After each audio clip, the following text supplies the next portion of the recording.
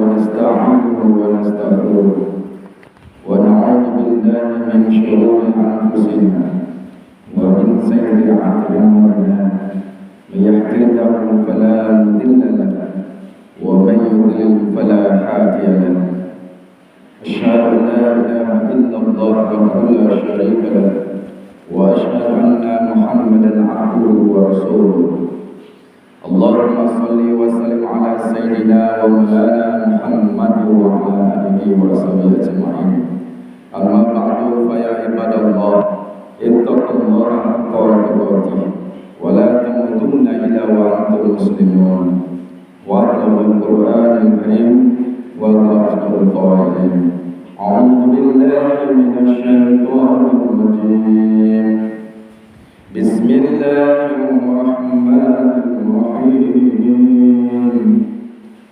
وسارعوا إلى مغفرة من ربكم وجنة عرضها السماوات والأرض أعدت للمتقين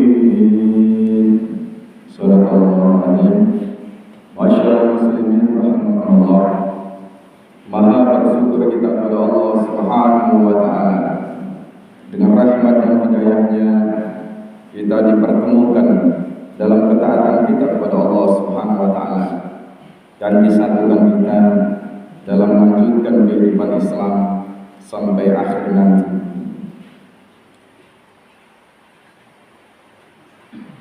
Masyaallah muslimin rahimakumullah.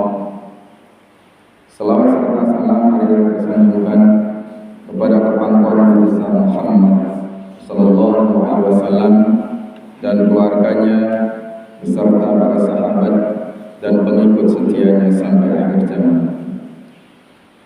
Sebagaimana kutip mewasiatkan kepada kita, marilah kita meningkatkan iman dan takwa kita kepada Allah Subhanahu wa taala dengan sebenar-benar takwa, melaksanakan segala yang diperintahkan Allah dan meninggalkan apa yang dilarangnya. Masyaallah muslimin, sidang jamaah Jumat yang dimuliakan Allah Subhanahu wa taala, pada kesempatan Jumat kali ini kami akan menyampaikan tentang maksiat membawa laknat.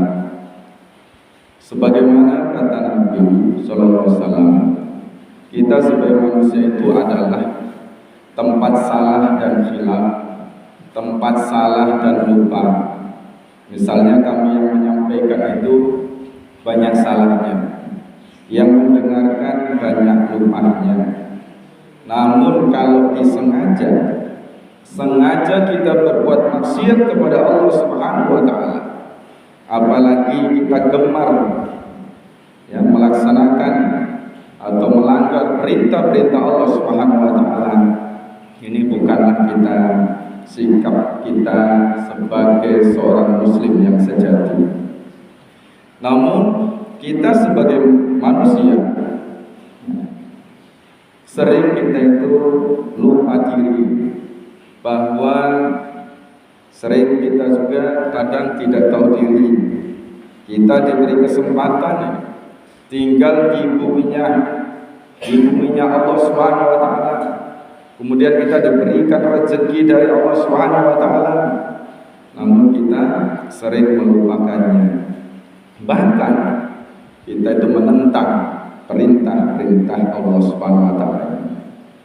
Kita senantiasa kalau kita tahu diawasi oleh Allah Subhanahu wa taala, kita diintainya oleh malaikat maut. Kadang kita tetap tidak mau menyadarinya. Banyak manusia bukan saja gemar melakukan kemaksiatan kepada Allah Subhanahu wa taala, bahkan di akhir-akhir ini bangga dengan kemaksiatan yang dilakukannya. Hari-hari ini kita juga menyaksikan betapa banyak orang yang tidak mau hidup diatur oleh syariat Allah Subhanahu wa taala, oleh aturan-aturan Allah Subhanahu wa taala, bahkan dengan sombongnya menentang syariat Allah Subhanahu wa taala.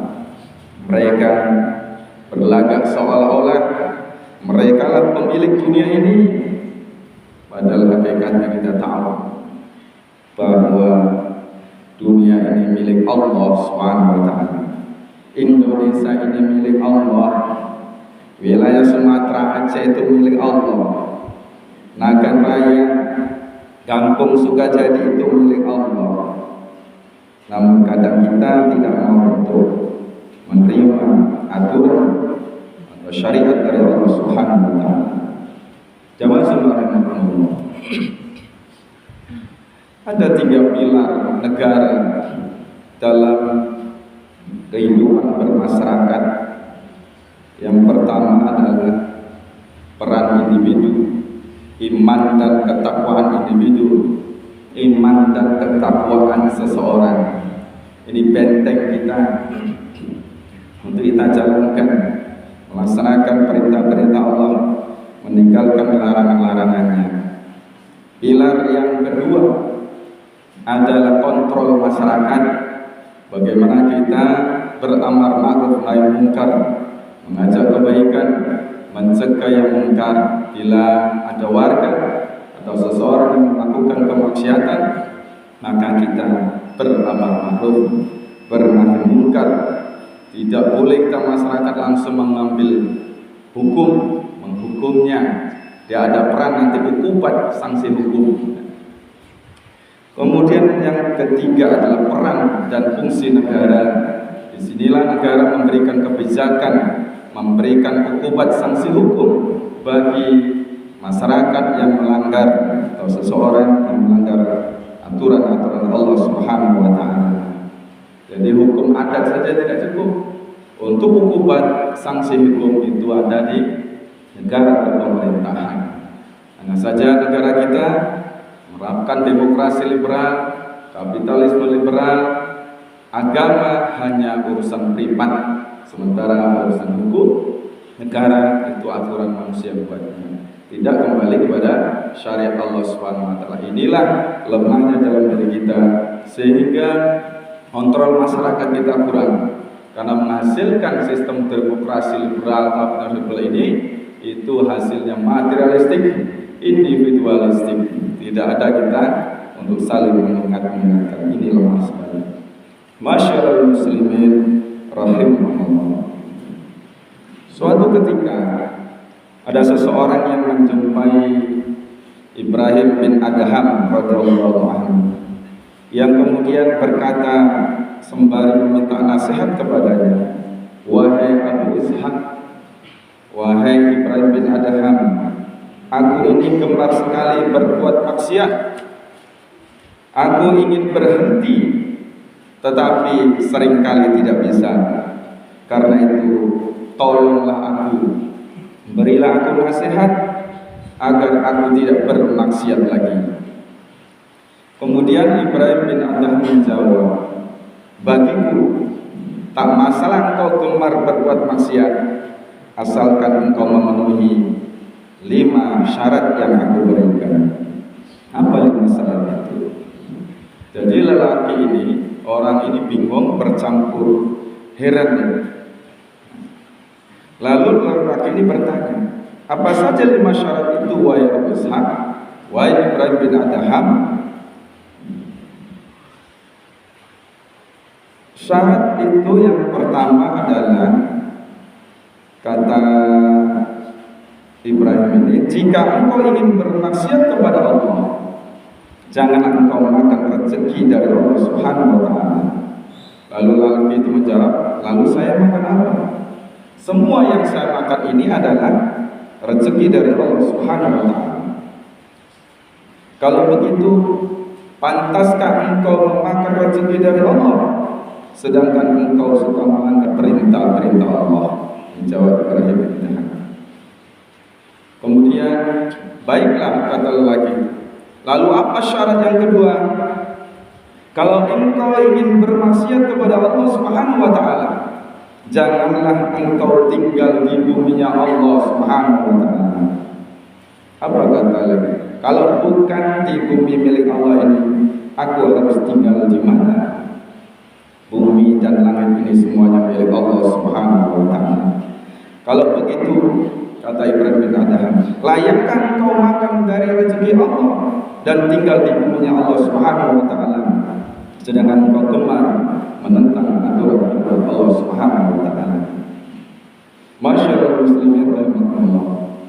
Lalu orang itu, lelaki itu terdiam, namun ia kemudian bertanya lagi. Baiklah. Terus apa syarat yang ketiga? Jika engkau ingin tetap makan dari rezeki Allah Subhanahu wa taala dan tetap tinggal di buminya Allah Subhanahu wa taala ini, namun engkau pun tetap ingin bermaksiat kepada Allah, silakan saja, kata Ibnu Ramadan, asal engkau melakukan di tempat yang tidak dilihat oleh Allah Subhanahu wa taala. Wahai Abu Ishaq, wahai Ibrahim bin Adham, kata lelaki itu, mana mungkin saya bersembunyi di tempat yang tidak dilihat oleh Allah Subhanahu wa taala, sementara Allah adalah Zat yang maha awas, Zat yang maha tahu. Jika demikian, lalu mengapa engkau tetap bermaksiat kepada Allah Subhanahu wa taala? Jadi tegas Ibrahim tidak. Baiklah, kata lelaki itu. Sekarang apa syarat yang keempat? Syarat yang keempat, kalau malaikat maut itu datang menjemputmu, sedangkan engkau dalam keadaan maksiat kepada Allah Subhanahu wa taala, maka katakan saja kepadanya, nanti saja, jangan cabut nyawaku dulu, beri aku kesempatan untuk bertobat dan beramal soleh kepada Allah Subhanahu wa taala. Wahai Abu Ishaq, wahai Ibrahim bin Adham, mana mungkin kalau engkau sadar bahwa kematian tidak bisa ditunda,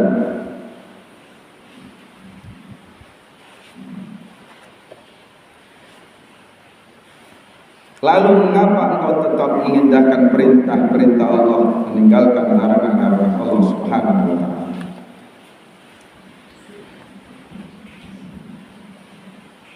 Jamaah sekalian rahimakumullah. Baiklah, sekarang apa syarat yang kelima?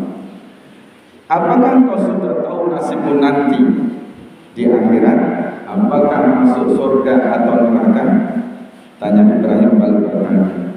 Apa lelaki itu bilang? Tentu saja saya tidak tahu. Kalau engkau tidak tahu nasibmu nanti di akhirat, apakah masuk surga atau masuk neraka?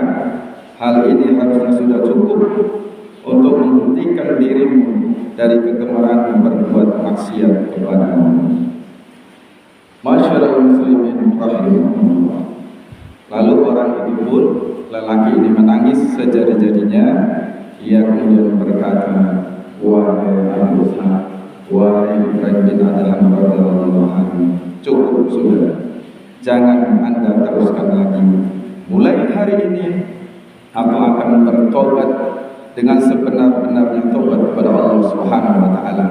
Aku berjanji mulai hari ini aku tidak akan bermaksiat lagi. Jadi jamaah demikian. Sejak nasihat itu, lelaki itu berubah menjadi orang yang soleh dan berusaha menjauhi segala kemaksiatan kepada Allah Subhanahu wa taala. Jamaah sekalian Allah yang dimuliakan Allah Subhanahu wa taala. Sepenggal kisah ini seharusnya sudah cukup memberikan ibrah bagi kita betapa tidak pantasnya kita sebagai manusia, apalagi kita seorang mukmin, banyak bermaksiat kepada Allah Subhanahu wa taala, bahkan melanggar perintah-perintah. Dari sekilas ini mudah-mudahan menambah ibrah pelajaran bagi kita, menambah keimanan dari orang kita. Diharapkan kita sebagai masyarakat, kontrol masyarakat, baik perangkat desa yang lain-lainnya, untuk saling kita mengingatkan beramal ma'ruf nahi munkar, karena pencegahan itu syariat Islam itu bukan menakut-nakuti, tapi yang ditekankan adalah untuk pencegahannya supaya tidak terjadi. Kemudian mudah-mudahan kita semua di kampung kita ini diturunkan rahmat karunia-Nya dan dikasih sayang oleh Allah Subhanahu wa taala, dibukakan pintu hidayah kita untuk kita kembali menjalankan syariat Allah Subhanahu wa taala secara tanpa, secara lahir dan batin. Apapun ibadah kita harus kita sertakan Allah. Jadi surga itu apa sih? Surga dimanapun engkau berada itu besertanya bersama Allah Subhanahu wa Ta'ala. Kemudian bermanfaat untuk kita semua, menambah keimanan dan ketakwaan kita kepada Allah Subhanahu wa Ta'ala. Amin ya rabbal alamin. Bismillahirrahmanirrahim. Alhamdulillahilladzi arsala rasulahu bil huda wa dinil haqq liyudhhirahu 'ala ad-dini kullihi wa kafaa billahi shahida.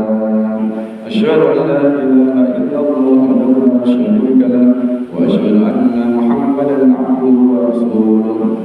Allahumma shalli wa sallim ala sayyidina wa maulana Muhammadin wa ala alihi wa sahbihi ajma'in.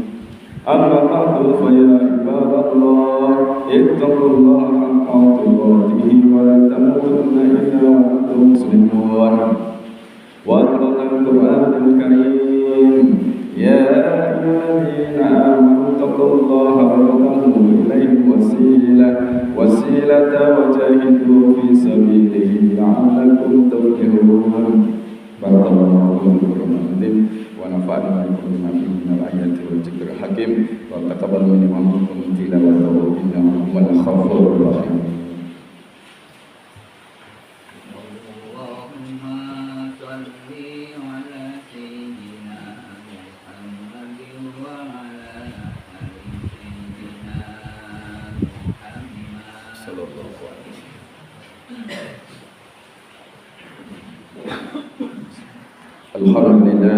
Alhamdulillahirabbil alamin an'ama 'alaina bi ni'matil iman wal islam. Asyhadu an la ilaha illallah wahdahu la syarika lahu wa asyhadu anna Muhammadan 'abduhu wa rasuluh. Allahumma shalli wa sallim ala sayyidina wa maulana Muhammadin wa ala alihi wa sahbihi ajma'in. Amma ba'du fa ya ibadallah ittaqullaha haqqa tuqatih wa la tamutunna illa wa antum muslimun. Wa qala al-Qur'anul Azim wa huwa asrarul qa'ilin. A'udzu billahi minasy syaithanir rajim. Bismillahirrahmanirrahim. Ya ayyuhalladzina amanu isbiru wa sabiru wa rabitu wattaqullaha la'allakum tuflihun. Innallaha wa malaikatahu yusholluna 'alan nabi. Ya ayyuhalladzina amanu shallu 'alaihi wa sallimu taslima. Allahumma ighfir lil mu'minina wal mu'minat wal muslimin wal muslimat al-ahya'i minhum wal amwat innaka qaribun mujibud da'wat ya qadiyal hajat bi rahmatika ya arhamar rahimin. Rabbana zalamna anfusana wa illam taghfir lana wa tarhamna lanakunanna minal khasirin. Allahumma azwajna wa dhurriyyatina qurrata a'yun waj'alna lil muttaqina imama. Rabbana atina fid dunya hasanah wa fil akhirati hasanah wa qina adzabannar. Walhamdulillahi rabbil alamin. Ibadallah wa la zikrullahi akbar.